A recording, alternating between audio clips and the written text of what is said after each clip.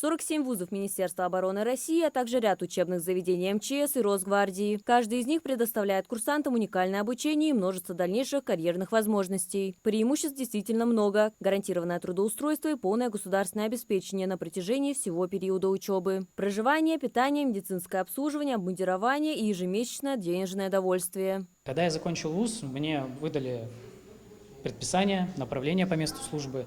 И я через месяц отпуска после выпуска прибыл в воинскую часть и проходил службу. У меня уже было сразу же трудоустройство. Я получал денежное довольствие в достойном размере.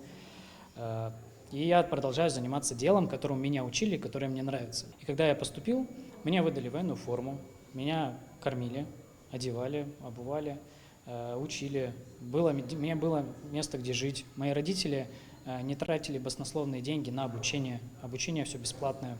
Поступить могут граждане со средним общим или средним профессиональным образованием, не проходившие военную службу. Вторая категория – прошедшие военную службу и призывники до 24 лет. Третья – военнослужащие, проходящие военную службу по контракту до 27 лет. Для получения высшего образования учиться нужно 5 лет, а среднего – 2 года и 10 месяцев. Вузы продолжают открываться.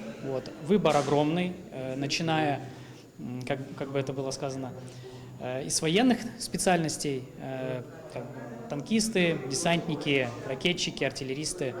Также есть и узконаправленные специальности. Это связь, спецсвязь, какие-то училища войск РХБЗ, медицинская академия. Поэтому выбор специальностей очень большой, и я думаю, каждый парень, который обратится в военный комиссариат, сможет найти что-то себе по душе. Выпускникам присваивается воинское звание лейтенанта, а после получения среднего образования – воинское звание прапорщик. Также выдается нагрудный знак и диплом квалифицированного специалиста государственного образца. А карьерные перспективы открываются широкие – от командования подразделениями до руководящих должностей в оборонной сфере. Возможности появляются еще во время обучения. По достижению второго либо третьего курса, в зависимости от вуза, у каждого вуза там немного свои правила, свои там вправо-влево шаги есть, с курсантами заключают контракт с Министерством обороны. То есть курсант заключает с командованием вуза контракт на срок обучения и 5 лет после.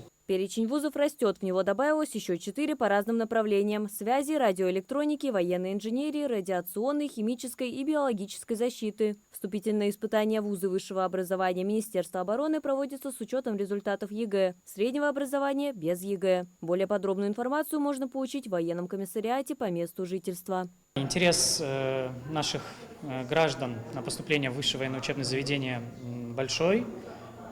Около 80% наряда, которые поступают в военный комиссариат Республики Ингушетия, мы выполняем ежегодно на протяжении уже 3 лет. Каждый второй парень, который подавал документы в военный вуз, поступил в высшее военное учебное заведение и сейчас успешно проходит обучение. Ребята из Ингушетии, которые поступают в военные вузы страны, отличаются хорошей успеваемостью. Отчислений нет, среди обучающихся немало отличников. А учиться непросто, ведь жизнь курсанта предполагает строгий распорядок дня, дисциплину и постоянное совершенствование своих навыков. При всем этом многие ребята также занимаются спортом и участвуют в научно-исследовательской деятельности. Работы у них немало, но это важный шаг для достижения своих целей. Мария Макиева, Сулейман Костоев, Магаз 24.